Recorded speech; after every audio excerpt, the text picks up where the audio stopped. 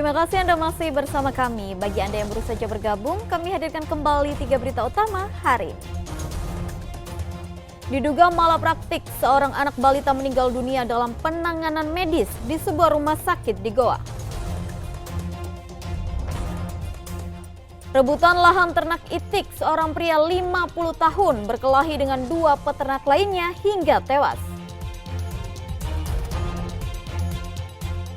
Kisah pilu dialami seorang siswa SMP di Takalar yang sering kelaparan dan harus berjalan 3 km menuju ke sekolah setiap harinya.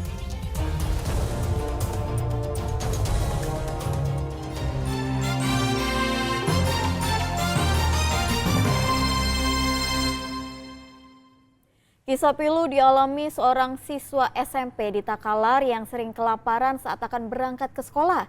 Ia pun harus berjalan kaki sejauh 3 km untuk menuju sekolah.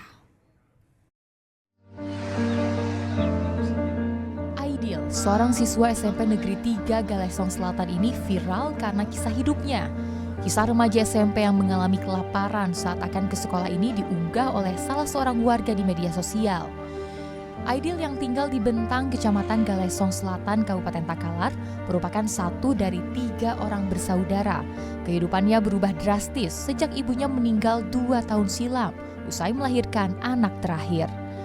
Sejak kepergian ibunya, Aidil harus berangkat ke sekolah dengan berjalan kaki sejauh 3 km tanpa membawa bekal uang jajan. Ayahnya pun sulit mendapatkan pekerjaan karena harus merawat adik bungsunya yang masih kecil. Selain kesulitan dengan kebutuhan ekonominya, Aidil bersama 2 adik kandung dan ayahnya juga tidak memiliki tempat tinggal. Rumah yang ditumpangi keluarga ini telah dijual oleh pemiliknya.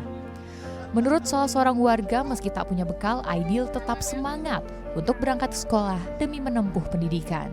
Kadang makan, kadang tidak. Sekolah juga kadang jalan, kadang dibonceng sama teman. Kurang lebih, kunan ya jamai kalau kadang numpang sama temannya. Iya. Tapi kebanyakan jalan kaki ke sekolah. Kebanyakan. Ada aja motor motor tua, tapi kalau tidak ada pembeli bensinnya kok dong. Iya. Media apa? Jalan kaki. Hal ini membuat Kementerian Sosial dari Sentra Pangurangi Takalar turun langsung memberikan bantuan berupa seragam sekolah serta berbagai jenis sembako untuk membantu meringankan kebutuhan ekonomi Aidil bersama keluarganya. Selain memberikan bantuan, Kementerian Sosial juga akan memberikan modal usaha agar ayahnya bisa mandiri dan berubah kehidupan keluarga demi masa depan anak-anaknya. Sangat prihatin mendengar itu semua. Makanya kita segera merespon cepat agar anak ini bisa ke sekolah dengan baik dan lancar.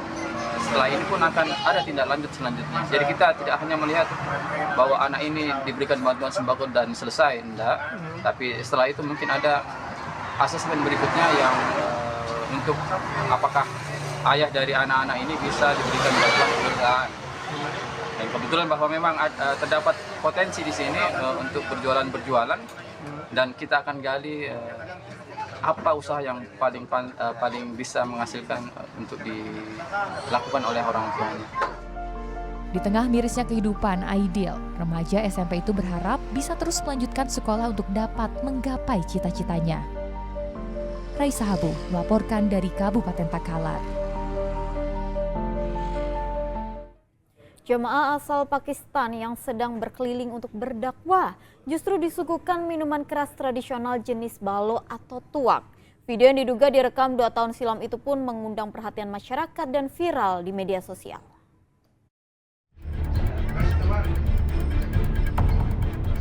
Video berdurasi 1 menit ini memperlihatkan 2 warga Pakistan yang dijamu minuman keras tradisional jenis balo. Video yang viral di media sosial ini terjadi di salah satu rumah warga di Kelurahan Tiroang, Kecamatan Tiroang, Kabupaten Pinrang.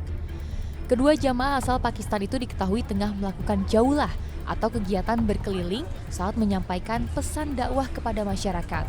Kejadian itu diduga terjadi 2 tahun lalu dan viral setelah diunggah ke media sosial. Lurah Tiroang Muhrasidin Rahim mengatakan saat itu ada sekitar 10 orang warga Pakistan yang bermalam di salah satu masjid untuk berdakwah. Namun saat berkeliling kampung untuk memberikan pesan-pesan dakwah, jamaah asal Pakistan itu menjumpai warga yang tengah berpesta miras dan ikut minum miras. Itu kejadian mungkin 1 sampai 2 tahun yang lalu. Kejadiannya itu di salah satu rumah warga di Kampung Pisang, Kelurahan Tiruang, Kecamatan Tiruang. Jamaah asal Pakistan itu ada sekitar 10 orang yang ada di Kelurahan Tiruang itu mungkin berkunjung ke salah satu rumah warga dan diberi minuman yang berupa tuak. Tapi itu disengaja tidak? Itu mungkin pada saat itu warga mungkin tidak sengaja memberi minuman kepada warga, kepada jamaah yang asal Pakistan. Pasca video itu viral, Tahir dan kedua rekannya yang terekam dalam video kemudian meminta maaf kepada masyarakat. Suwardi Gatang melaporkan dari Kabupaten Pindrang. Jelang pemilihan Kepala Daerah Serentak tahun 2024, Forkopimda Kabupaten Maros menggelar deklarasi 3 pilar yang melibatkan Lurah, Babinsa, dan Babin Kamtibnas. Kegiatan deklarasi ini bertujuan untuk menyatukan ketiga pilar agar pilkada berlangsung aman dan damai. Oleh 3 pilar, Lurah. Polres Maros bersama pemerintah Kabupaten Maros mengadakan deklarasi 3 pilar yang melibatkan Lurah, Babinsa, dan Babin Kamtibnas. Acara deklarasi ini berlangsung di lapangan Palantikang, Kecamatan Turikale, Kabupaten Maros. Kapolres Maros AKBP Awaludin Amin menjelaskan bahwa deklarasi ini merupakan bagian dari upaya untuk menciptakan suasana kondusif menjelang pilkada serentak. Deklarasi ini bertujuan untuk memperkuat sinergi antara pemerintah, TNI, dan Polri dalam menjaga keamanan dan ketertiban di masyarakat. Tak hanya itu, deklarasi tersebut juga bertujuan menyatukan ketiga pilar dalam mendukung pelaksanaan Pilkada 2024 agar berlangsung dengan aman dan damai. Nantinya 3 pilar yang ada di Kabupaten Maros ini bertugas untuk bisa mendeteksi persoalan-persoalan yang muncul, kemudian mencari solusi ataupun mitigasi sehingga tidak mengganggu jalannya tahapan pilkada yang berlangsung. Kita memperlihatkan kesiapan kita dalam menghadapi Pilkada Serentak 2024, terutama di Kabupaten Maros, bagaimana kesiapan TNI, Polri, dan lainnya dalam menghadapi pilkada nantinya. Alhamdulillah dari setiap pentahapan pilkada kita sudah bisa memprediksi apa saja nanti akan muncul, dan sampai dengan sekarang setiap pentahapan itu sudah kita lakukan dengan kegiatan-kegiatan, baik kegiatan-kegiatan cooling system seperti yang kita lakukan malam ini dan juga kegiatan-kegiatan lainnya, koordinasi dengan penyelenggara baik dengan teman-teman KPUD ataupun dengan Bawaslu.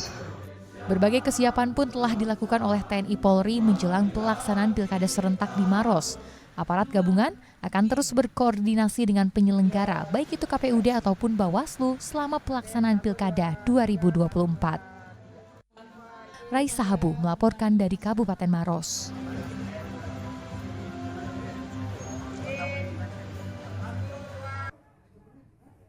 Informasi tadi mengakhiri jumpa kita hari ini. Atas nama rekan yang bertugas, saya Tabita Putri mengucapkan terima kasih atas kebersamaan Anda. Selamat beraktivitas dan sampai jumpa.